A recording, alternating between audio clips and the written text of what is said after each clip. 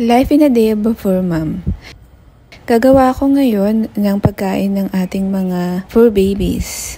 Pumunta nga muna ako sa likod ng bahay para kumuha ng ihahalong malunggay.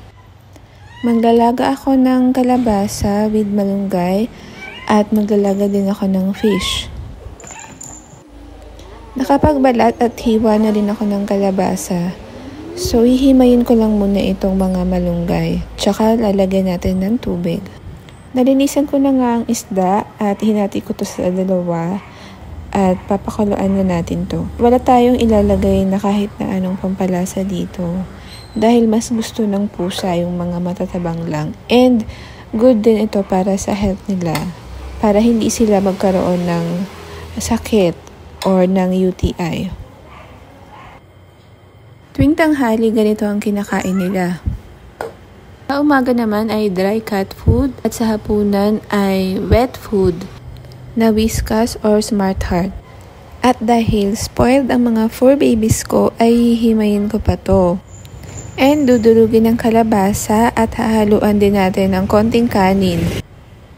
Minsan pinapaulam ko din sila ng nilagang chicken breast at nilagang kalabasa.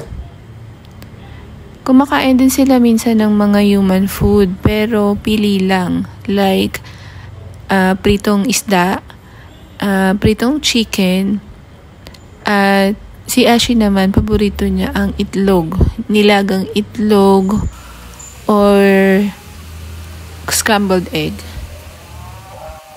Nasanay na nga ako na pinaghihimay muna yung isda bago ipakain sa kanila kasi meron akong isang maselan na pusa, si Ashi, na susuka siya kapag nakakain siya ng tinik. Pero yung mga malalaki ko ng pusa, like si Pupu and Ted, nakakain sila ng isda kahit hindi mo nahimayin. Pinapakain ko nga sa kanila yung mga ulo ng isda. Small portions lang ang siniserve ko sa kanila kasi 3 times a day naman silang kumakain. Sabi nila, dapat 2 times lang daw pinapakain ng pusa. Kaya lang dito sa mga pusa ko, hindi maaaring 2 times lang kasi kapag kumakain kami ng lunch, ay nanghihingi din sila ng pagkain. Makulit sila. So, para hindi nila kami kulitin, ay pinapakain na lang din namin sila tuwing lunch. So, yun lang guys. Thank you for watching.